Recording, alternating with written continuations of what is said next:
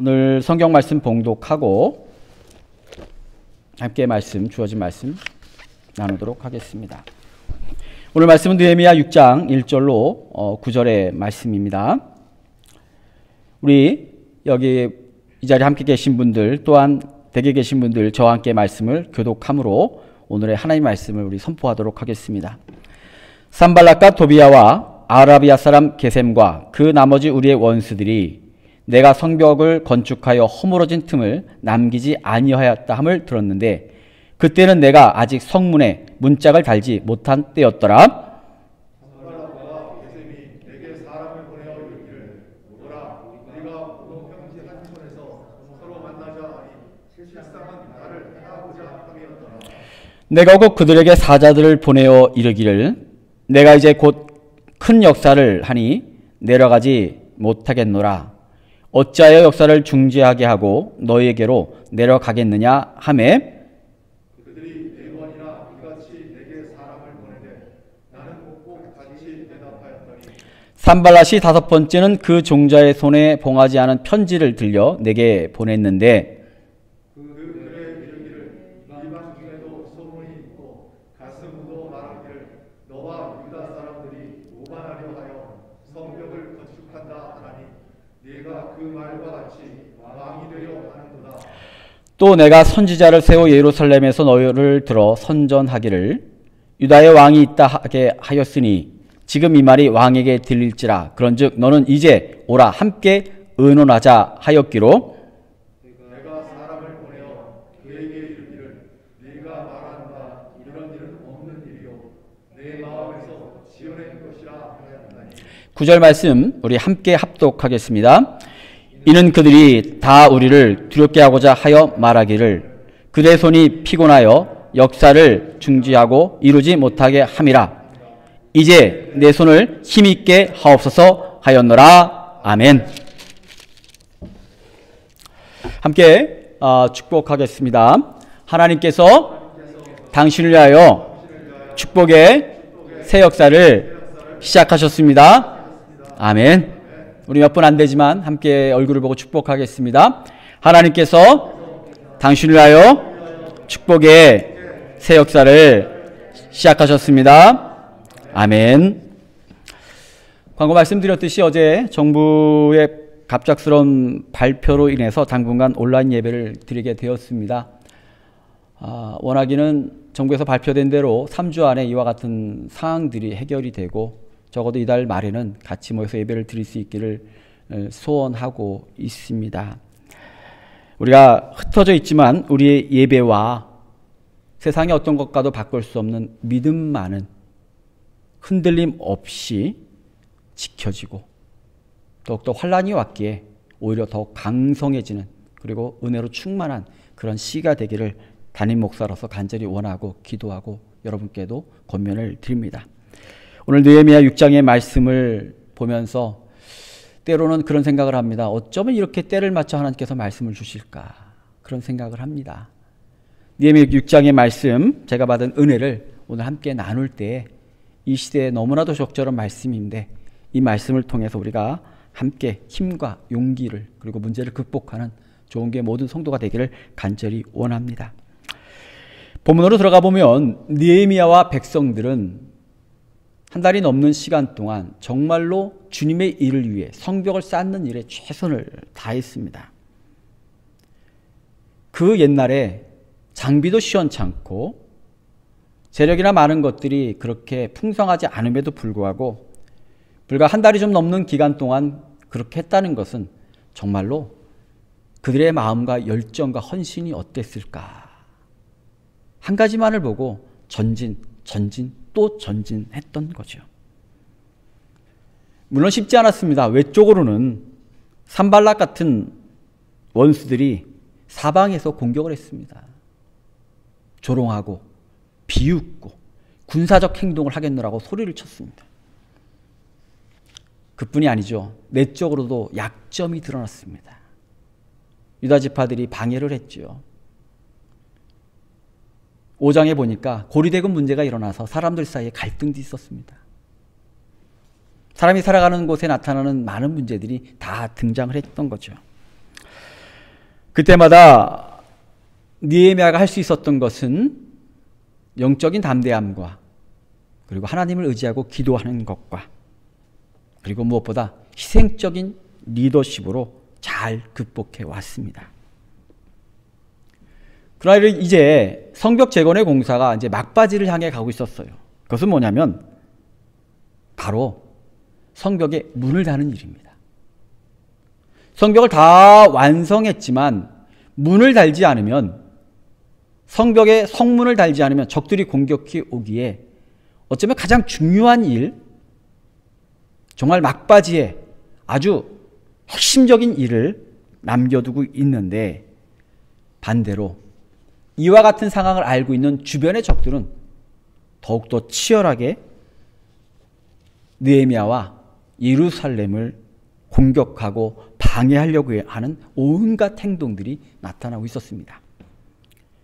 그와 같은 온갖 방해 작전과 적들의 온갖 술수 속에서 느헤미야가 6장을 통해서 어떻게 극복해 나가고 있는지를 함께 말씀을 나누면서 코로나를 비롯한 다양한 삶의 문제와 치열하게 살아가는 이때에 우리가 이 주시는 말씀이 오늘 우리에게 큰 힘이 되고 용기가 되기를 간절히 원합니다.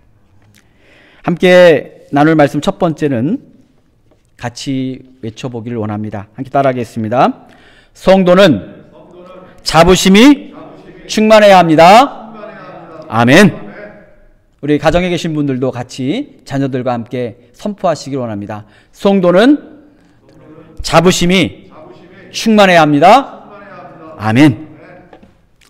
신앙생활을 함에 있어서 여러 가지 신앙에 해가 되는 요소들이 많이 있는데, 가장 큰 해가 되는 것은 다른 것이 아니라 교만입니다. 잠언에서 교만에 대해서 이렇게 선포했습니다. 교만은 패망의 선봉이다. 교만은 패망의 선봉이라는 거예요. 실패의 선봉이고요. 저주의 선봉이고. 그런데 안타깝게도 교만은 생각보다 멀지가 않아요. 너무 가까워요. 햇볕 같은 이야기의 최용호 작가님이 교만에 대해서 이렇게 표현했습니다. 사탄은 교만의 문을 통해 들어옵니다. 사탄은 교만의 문을 통해 들어온다는 거예요. 교만한 순간 사탄이 더불어 같이 들어온다고 말합니다. 더불어 말하기를 참 겸손은 나는 겸손하지 않다 라고 생각하는 것이라는 거예요. 하나님 앞에서 참 내가 겸손하지 못해요. 성도들 앞에서 제가 참 교만할 때가 많고 겸손하지 못합니다. 근데 더 큰 겸손은, 대단한 겸손은 나는 교만하다 생각하는 거예요. 이게 별게 아니에요.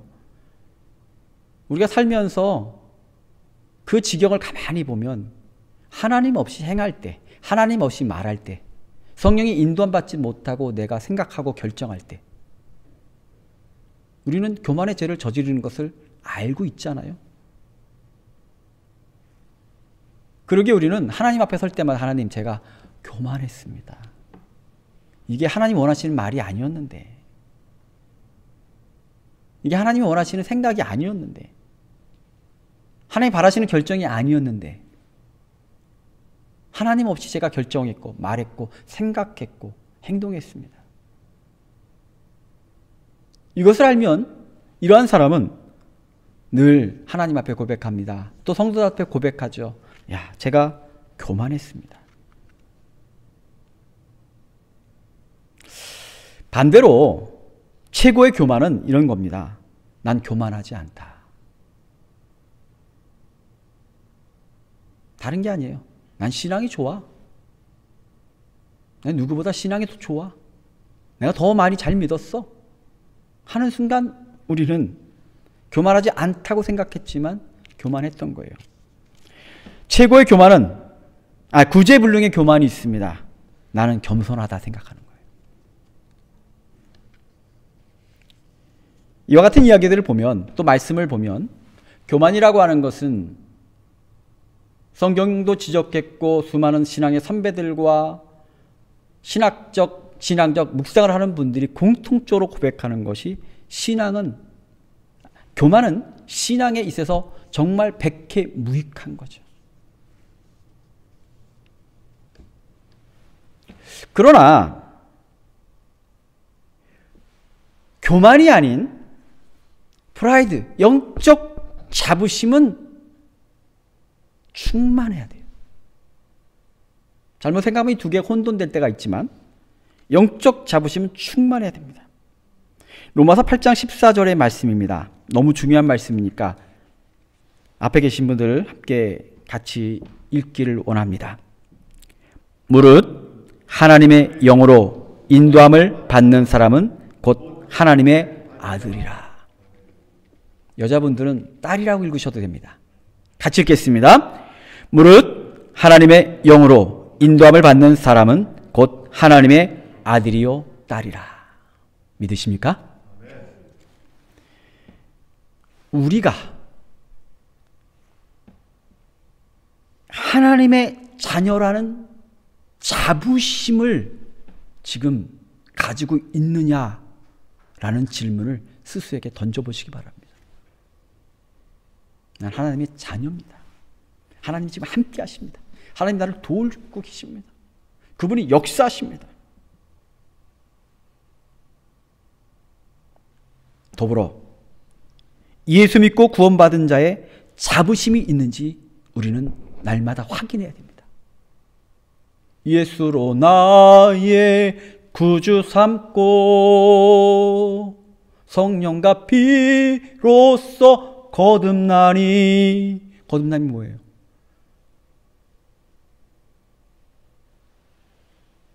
예수께서 나를 위해 죽으셨고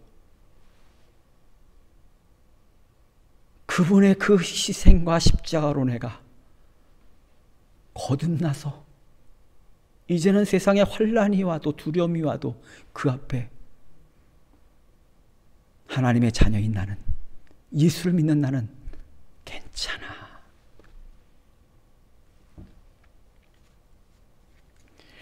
성도는 교만이 아닌 영적 자부심이 충만할 때 영적 싸움과 삶의 힘겨운 투쟁에서 승리할 수 있게 될 줄 믿습니다. 오늘 이 설교를 함께 나눌 때 여러분들, 나는 영적 자부심이 충만한가 스스로 질문하시길 바랍니다. 난 예수를 믿는 확신과 믿음 속에서 이 세상 앞에 정말 당당한가? 본문을 가보니까 1절에 이렇게 기록합니다. 산발락과 도비아와 아라비아 사람 게셈과 그 나머지 우리의 대적이 내가 성을 건축하여 퇴락한 곳을 남기지 아니하였다 함을 들었는데 내가 아직 성문에 문짝을 달지 못한 때라. 성벽 재건이 문짝만 달면 완성이 됩니다. 완성을 코앞에 둔 이 순간 적들의 공격도 가장 강력한 때가 된 거예요. 그래서 이들은 느헤미야가 성문을 달지 못하도록 또다시 방해 작전을 핍니다. 2절의 말씀입니다. 산발락과 게셈이 내게 보내어 이르기를 오라. 우리가 오노 평지 한 촌에서 서로 만나자 하니 실상은 나를 해코자 함이라. 적들이 계속 편지를 보내면서 야, 우리 한번 만나. 오노 평지에서 우리 만나. 오노 평지는 예루살렘 북서쪽으로 32km 떨어진 곳인데 한국으로 말하면 휴전선 같은 지역이에요. 사마리아 지역과 남유다 지역의 경계선상에 있는 지역입니다. 외곽 지역이다 보니까 산발랏은 생각을 한 거죠. 느헤미야를 불러놓고 이곳에 군사들을 매복시켜서 느헤미야를 죽여야겠다. 느헤미야가 그걸 알았죠.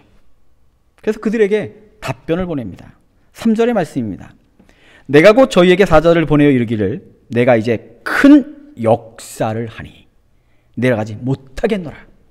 어찌하여 역사를 떠나 정지하게 하고 너에게로 내려가겠느냐 하매. 이 3절 말씀을 여러분들 유심히 보시기 바랍니다.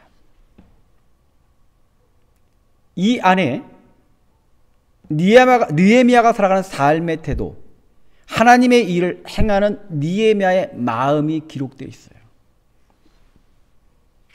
제가 밑줄을 쳐놨죠? 밑줄에 뭐라고 되어 있죠? 큰 역사를 하니. I am doing great work. 나는 지금 엄청난 일을 하고 있어. 나는 지금 위대한 일을 하고 있어. 나는 지금 다른 것을 포기할 수 없는, 대신할 수 없는, 지금 정말로 하나님의 엄청난 일을 하고 있어. 근데 감히 너희들이 나를 방해해?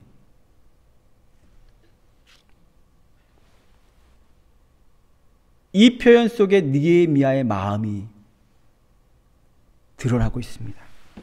성벽을 쌓는 일은 그에게 위대한 일입니다.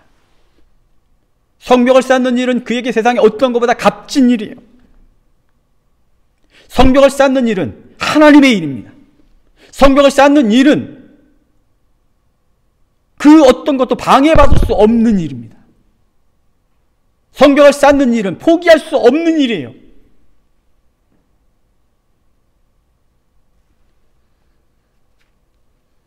이 안에 그의 자부심이 있습니다. 나는 지금 하나님의 일을 하고 있다. 나는 지금 하나님의 역사를 행하심에 동참하고 있다. 내가 하나님의 역사 속에 그 자리에 있다고.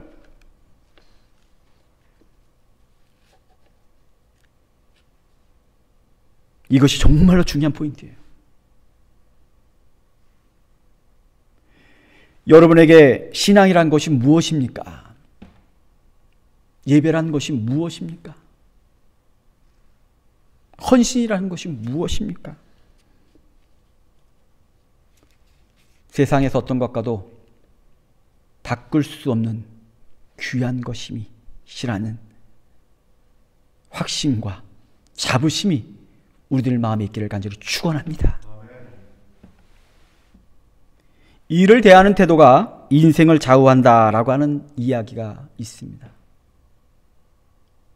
어떤 사람은 작은 일을 해도 최선을 다해요. 어떤 사람은 그 작은 일을 위해서도 죽자고 일을 합니다. 초대교회 성도들은 예배를 위해서, 신앙을 지키기 위해서 목숨을 걸었습니다. 왜? 위대한 일이기 때문에. 여러분은 지금 하나님께서 우리에게 맡겨주신, 여러분 자신에게 맡겨주신 일을 대할 때 그것이 그레이트 워크인지 분명하게 지금 선포하고 외치고 계십니까? 우리의 신앙이라고 하는 것은 바로 내가 하나님께 맡겨주신 예배와 찬양과 기도와 직분과 주님께 허락하신 삶의 자리를 어떻게 대하느냐에 따라서 그 인생이 달라지는 거예요. I am doing a great work. 내게 지금 하나님의 엄청난 일을 하고 있다고 하는, 위대한 일을 하고 있다고 하는 그 자부심이 충만하다면 우리는 흔들리지가 않습니다. 근데 그 자부심이 무너지고 자부심이 약하면 우리는 도망치게 돼 있어요. 예수님께서 잡히시던 날 밤에 12 제자들이 도망을 갔어요.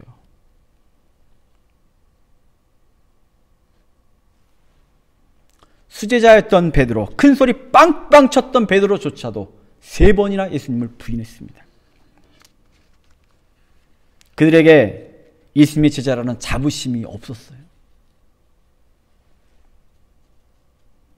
예수님께서 잡히시던 날 밤에 그들에게 있어서 예수님은 그들의 구세주가 아니었고 로마의 죄인일 뿐이었습니다.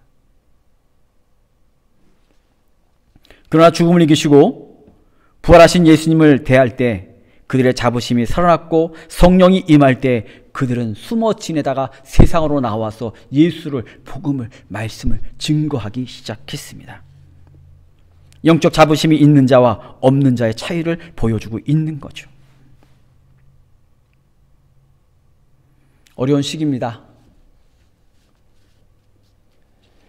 2차 확산이라는 얘기가 현실화되고 있는 것도 사실입니다. 그래서 이때 더욱 영적 자부심이 있기를 원합니다. 영적 자부심은 다른 것이 아니에요.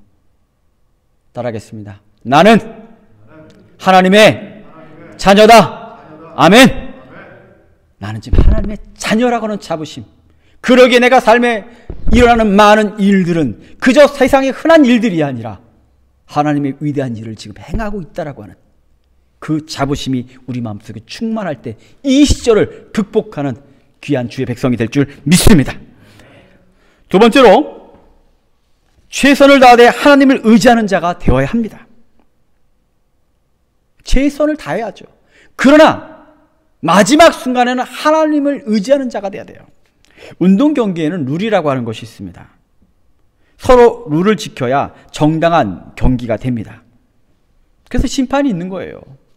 룰을 지키지 않으면 실격패를 주기도 합니다. 그러나 세상을 살다 보면 우리가 싸워야 될 대적들은 정정당당한 경기를 하지 않습니다. 여러분, 짧은 시간 동안 여러분들이 당했던 삶의 고난과 아픔의 시절을 한번 생각해 보세요. 사람들로부터 당했던 괴로웠던 시절들을 생각해 보세요. 정정당당한 경기였습니까? 소위 법보다 주먹이 가깝다는 한국의 말이 있는데, 우리가 살다 보면 당하는 인생의 정말 일들을 보면 억울하다라고 하는 표현이 있습니다. 정정당당하지 않다는 얘기죠. 합리적이지 않다는 얘기예요. 아주 집요하고요, 치사하고요, 비열하기까지 합니다.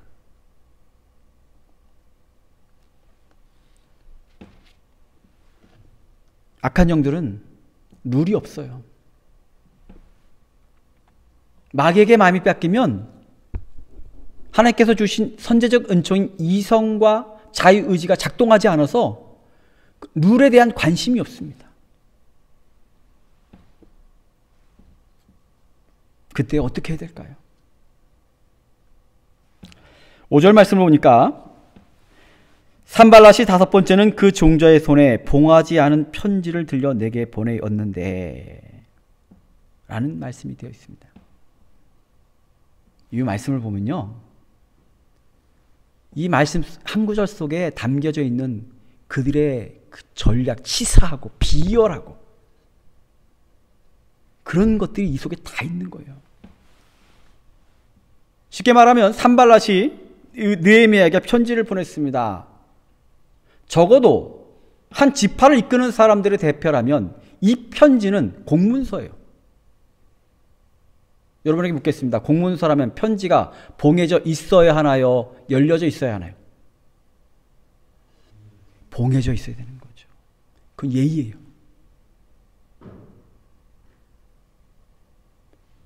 제가 여기 계신 분들 중에 누구라도 편지를 한번 쓴다면 그 편지를 쓰고 정성스럽게 쓸 뿐만 아니라 마지막에 모든 것이 끝났을 때 그 편지를 봉합니다. 다른 사람이 볼 수 없게. 그것이 예의죠. 이 안에 두 가지 핵심적인 그들의 비열함들이 등장했는데, 하나는 무시하는 거예요. 내깟 것, 감정을 요동치게 하는 거죠. 원고에 없는 얘기지만 세상과 치열한 전쟁을 할 때 감정의 요동침을 너무 잘 다스릴 수 있는 여러분 되기를 원합니다. 왜? 적들은 우리 약점을 알아요. 이거 아니잖아, 이거 정정당당하지 않잖아, 이게 틀린 거잖아, 이게 룰이 아니잖아. 그러면 우리는 스스로 분노하고 화를 내고 짜증을 내고 원망하고 불쾌합니다. 감정의 요동을 치게 되죠. 여러분, 그럴 때 있었죠? 감정을 못 다스려서 별거 아닌 일에 내가 흥분하고 그것 때문에 내가 더 많이 져요. 적들은 우리 그런 감정들을 공격할 때가 많아요. 근데 더 핵심적인 이유가 있습니다. 봉하지 않은 편지를 보낸 이유는 이런 이유가 있어요. 이 편지 아무나 다 봐. 6절 7절의 말씀입니다. 이 글이 이방 중에도 소문이 있고 가스무도 내가 유다 사람들로 더불어 모반하려 성을 건축한다 하나니 내가 그 말과 같이 왕이 되려 하는도다. 또 내가 선지자를 세워 예루살렘에서 선전하기를 유다의 왕이 있다 했으니 이 말이 왕에게 들릴지라. 그런즉 너는 이제 오라 함께 의논하자 하였기로. 무슨 말이냐면, 느헤미야야, 너 왕이 되려고 하는 거지? 너 소문 쫙 났어. 다 알아. 너를 이곳에 총독으로 보낸 바사제국의 왕들도 이제 다 알아. 넌 이 소문이 들리면 너는 이제 반역자로 낙인 찍혀 죽을 거야.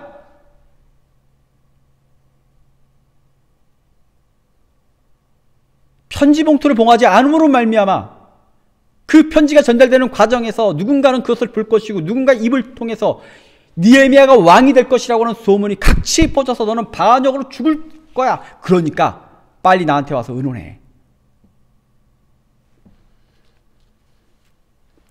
얼마나 치사한 거예요. 얼마나 비열한 거예요. 근데 악한 영들은, 사탄의 세력들은 수단과 방법을 가리지 않아요.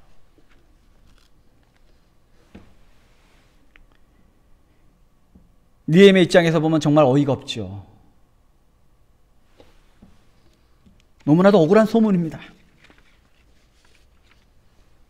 근데 이때 느헤미야가 보여준 모습은 당당했다는 거예요.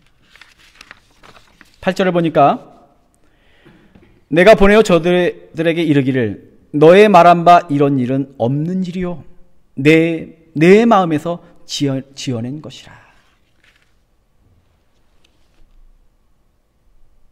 너희들 거짓말하지 마. 나는 너희들의 그런 것에 흔들리지 않아. 느헤미야는 걱정하고 적들의 꾀에 넘어가기보다는 단호하게 말합니다. 그가 할 수 있는 최선의 말과 태도로 적들 앞에 당당한 거죠. 우리는 우리에게 주어진 상황과 처지 앞에 최선을 다하며 당당해야 합니다. 할 수 있는 것을 해야 되는 거예요. 지난 3월 코로나가 팬데믹이 퍼지고 나서 교회가 할 수 있는 일들을 찾고 행하는 시간들이 쉽지가 않았습니다.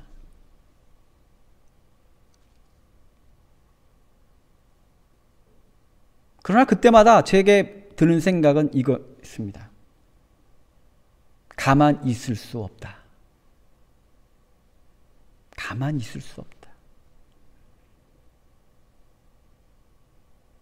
할 수 있는 것을 하자. 최선을 다하는 거죠.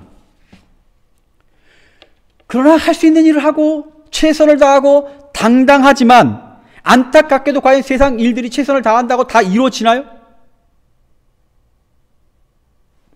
여러분 스스로 생각해 보세요. 최선을 다 안 해서 안 이루어진 겁니까? 최선을 다하지 못해서 성공하지 못한 겁니까? 세상의 일들이란 우리가 살아가는 삶의 많은 문제들이라고 하는 것은 인간적 최선만을 다해서 다 되는 게 아니에요. 왜냐? 인간의 영역과 하나님의 영역이 공존하기 때문인 겁니다. 저는 이렇게 선포합니다. 우리에게 허락하신 인간의 영역에, 다시 말하면 여러분의 삶의 영역에 하나님의 손길이 더해지기를 축원합니다.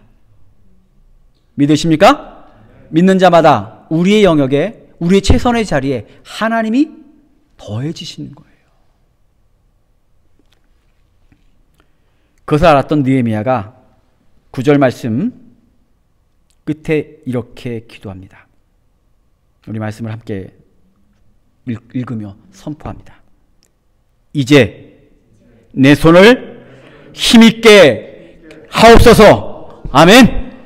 여러분 주먹을 불끈 쥐고 한번 같이 읽겠습니다. 이제 내 손을 힘있게 하옵소서. 최선을 다하고 당당하게 맞섰지만 그 마지막 순간은 하나님을 의지하고 하나님께 기도하고 하나님의 능력을 구하는 느헤미야의 그 모습이 바로 오늘날 우리가 가져야 될 태도예요. 자세요. 신앙의 모습인 거예요. 이게 바로 성도가 살아가는 방식인 겁니다.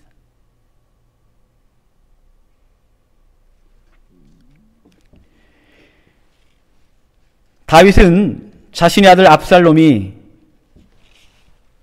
반역을 일으켜갖고 아버지인 자기를 죽이려고 했어요. 상상 못할 위기가 다 일어났죠. 그 상상 못할 위기를 지나고 나서 시편 37편을 기록하면서 시편 37편 40절에 이렇게 고백합니다. 여호와께서 그들을 도와 건지시되 악인에게서 건져 구원하심은, 함께 읽겠습니다. 그를 의지한 까닭이라. 아멘.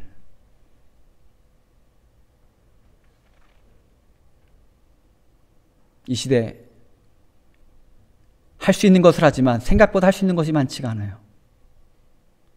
그래서 유재익 목사는 하나님을 의지하고자 합니다.